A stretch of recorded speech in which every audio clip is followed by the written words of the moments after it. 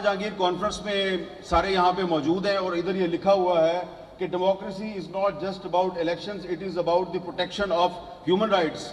तो मुझे आप ये बताएं कि जिस मुल्क की अदालतों के जज अपने लिए इंसाफ मांगने के लिए फरियादें कर रहे हैं, वो ह्यूमन राइट्स को कैसे प्रोटेक्ट करेंगे? और सिर्फ जज साहिबान जो है वो प्रोटेक्शन नहीं मांग रहे, अपनी आज़ादी का तहफ़्फ़ुज़ नहीं मांग रहे, हर कोई जो है वो अपना तहफ़्फ़ुज़ मांग रहा है। और ये सिचुएशन सिर्फ पाकिस्तान में नहीं है, ये इस पूरे रीजन में इस वक्त यही सूरत हाल है। इंडिया की सूरत हाल भी कोई मुख्तलिफ नहीं है, श्रीलंका की सूरत हाल भी कोई मुख्तलिफ नहीं है, बांग्लादेश की सूरत हाल भी कोई मुख्तलिफ नहीं है, लेकिन हम बात कर रहे हैं पाकिस्तान में, पाकिस्तान के बारे में।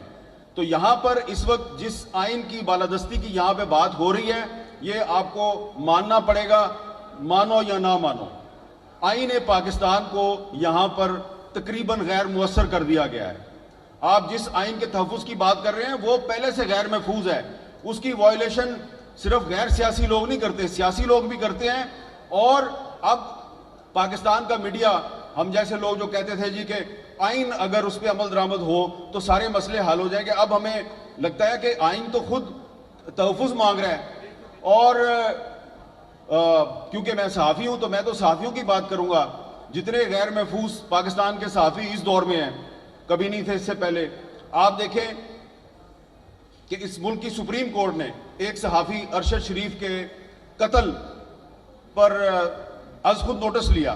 क्या हुआ? सुप्रीम कोर्ट के चीफ जस्टिस ने अज़ खुद नोटिस लिया, कुछ भी नहीं हुआ। एक इंक्वायरी टीम कीनिया भेजी, वापस आई, कुछ नहीं हुआ। फिर एक और JIT बनी, उसने लोगों से बयानात लिए, कुछ नहीं हुआ। तो हमें ये लग रहा है कि पाकिस्तान के जो सहाफ़ी हैं उनको अब जर्नलिज्म छोड़ के कहा जा रहा है तुम कर्नलिज्म करो। तो हमने तो भाई जर्नलिज्म ही करनी है, वो वाला काम नहीं करना जो जनरल ज़ियाउल हक के दौर में होता था या जनरल परवेज़ मुशर्रफ के दौर में होता था। तो इसलिए अभी जब मैं आ रहा था तो आने से पहले, क्योंकि कल रात को आपने देखा टीवी चैनल्स पे एक सेनेटर साहब ने कहा कि मैं तो जनाब 1.5 साल से कह रहा हूं कि मुझे कोई अदालत बुलाए तो मैं बताऊंगा कि अरशद शरीफ को किसने मारा। तो मैंने फिर आज आते हुए इस्लामाबाद हाई कोर्ट में पिटीशन दायर कर दी है कि एक जुडिशल कमीशन बनाएं और जिस किसी के पास भी कोई इंफॉर्मेशन है कि अरशद शरीफ को किसने मारा वो उस कमीशन के सामने आगे बताए। तो अब देखते हैं कि अरशद शरीफ का जो कत्ल है उसका कोई जिम्मेदार जो है वो सामने आता या नहीं आता। और दूसरी बात यह है कि यहाँ पे आगे तकरीरें करना बड़ा आसान है, लेकिन ये जो लोग ये कॉन्फ्रेंस ऑर्गेनाइज करते हैं उनके मसाइल को भी समझें।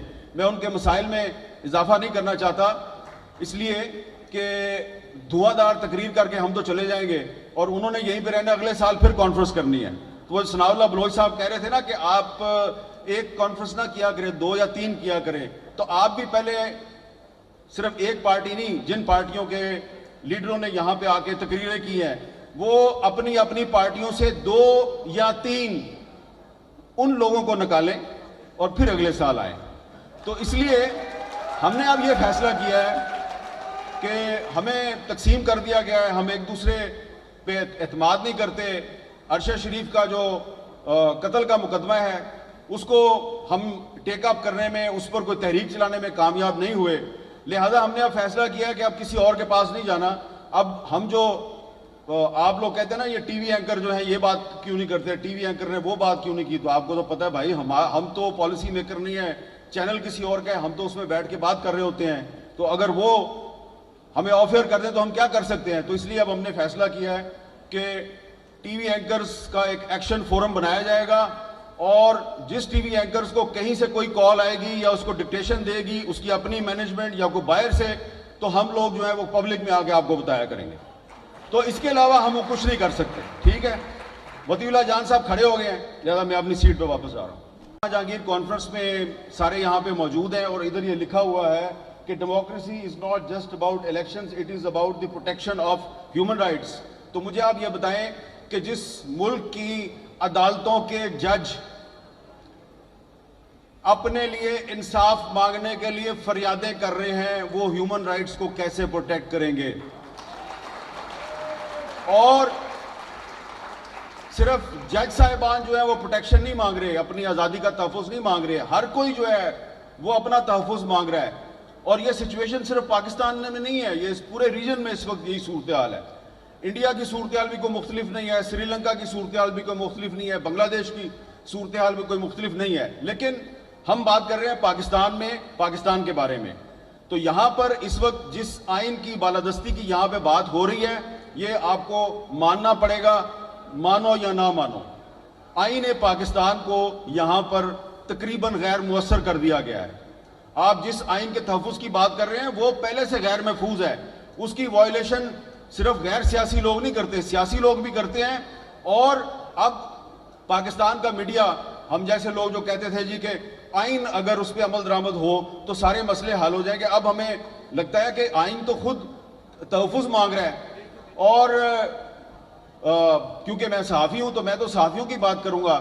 جتنے غیر محفوظ پاکستان کے صحافی اس دور میں ہیں, کبھی نہیں تھے اس سے پہلے. آپ دیکھیں کہ اس ملک کی سپریم کورٹ نے ایک صحافی ارشد شریف کے قتل پر از خود نوٹس لیا. کیا ہوا؟ سپریم کورٹ کے چیف جسٹس نے از خود نوٹس لیا, کچھ بھی نہیں ہوا. ایک انکوائری ٹیم کینیا بھیجی, واپس آئی, کچھ نہیں ہوا. پھر ایک اور جے ٹی بنی, اس نے لوگوں سے بیانات لیے, کچھ نہیں ہوا. تو ہمیں یہ لگ رہا ہے کہ پاکستان کے جو صحافی ہیں ان کو اب جرنلزم چھوڑ کے کہا جا رہا ہے تم کرنلزم کرو. تو ہم نے تو بھائی جرنلزم ہی کرنی ہے, وہ والا کام نہیں کرنا جو جنرل ضیاء الحق کے دور میں ہوتا تھا یا جنرل پرویز مشرف کے دور میں ہوتا تھا. تو اس لیے ابھی جب میں آ رہا تھا تو آنے سے پہلے, کیونکہ کل رات کو آپ نے دیکھا ٹی وی چینلز پہ ایک سینیٹر صاحب نے کہا کہ میں تو جناب 1.5 سال سے کہہ رہا ہوں کہ مجھے کوئی عدالت بلائے تو میں بتاؤں گا کہ ارشد شریف کو کس نے مارا. تو میں نے پھر آج آتے ہوئے اسلام آباد ہائی کورٹ میں پٹیشن دائر کر دی ہے کہ ایک جوڈیشل کمیشن بنائیں, اور جس کسی کے پاس بھی کوئی انفارمیشن ہے کہ ارشد شریف کو کس نے مارا وہ اس کمیشن کے سامنے آگے بتائے. تو اب دیکھتے ہیں کہ ارشد شریف کا جو قتل ہے اس کا کوئی ذمہ دار جو ہے وہ سامنے آتا یا نہیں آتا. اور دوسری بات یہ ہے کہ یہاں پہ آگے تقریریں کرنا بڑا آسان ہے, لیکن یہ جو لوگ یہ کانفرنس آرگنائز کرتے ہیں ان کے مسائل کو بھی سمجھیں. میں ان کے مسائل میں اضافہ نہیں کرنا چاہتا, اس لیے کہ دھواں دار تقریر کر کے ہم تو چلے جائیں گے اور انہوں نے یہیں پہ رہنا, اگلے سال پھر کانفرنس کرنی ہے. تو وہ ثناء اللہ بلوچ صاحب کہہ رہے تھے نا کہ آپ ایک کانفرنس نہ کیا کریں, 2 یا 3 کیا کریں. تو آپ بھی پہلے صرف ایک پارٹی نہیں, جن پارٹیوں کے لیڈروں نے یہاں پہ آ کے تقریریں کی ہیں وہ اپنی اپنی پارٹیوں سے 2 یا 3 ان لوگوں کو نکالیں اور پھر اگلے سال آئیں. تو اس لیے ہم نے اب یہ فیصلہ کیا ہے کہ ہمیں تقسیم کر دیا گیا ہے, ہم ایک دوسرے پہ اعتماد نہیں کرتے. ارشد شریف کا جو قتل کا مقدمہ ہے اس کو ہم ٹیک اپ کرنے میں, اس پر کوئی تحریک چلانے میں کامیاب نہیں ہوئے. لہذا ہم نے اب فیصلہ کیا ہے کہ اب کسی اور کے پاس نہیں جانا. اب ہم جو آپ لوگ کہتے ہیں نا یہ ٹی وی اینکر جو ہیں یہ بات کیوں نہیں کرتے, ٹی وی اینکر نے وہ بات کیوں نہیں کی, تو آپ کو تو پتہ ہے بھائی ہم تو پالیسی میکر نہیں ہے, چینل کسی اور کا ہے, ہم تو اس میں بیٹھ کے بات کر رہے ہوتے ہیں. تو اگر وہ ہمیں آف ایئر کر دیں تو ہم کیا کر سکتے ہیں. تو اس لیے اب ہم نے فیصلہ کیا ہے کہ ٹی وی اینکرز کا ایک ایکشن فورم بنایا جائے گا, اور جس ٹی وی اینکرز کو کہیں سے کوئی کال آئے گی یا اس کو ڈکٹیشن دے گی اس کی اپنی مینجمنٹ یا کوئی باہر سے, تو ہم لوگ جو ہے وہ پبلک میں آ کے آپ کو بتایا کریں گے. تو اس کے علاوہ ہم وہ کچھ نہیں کر سکتے. ٹھیک ہے, وطی اللہ جان صاحب کھڑے ہو گئے ہیں, لہٰذا میں اپنی سیٹ پہ واپس آ رہا ہوں.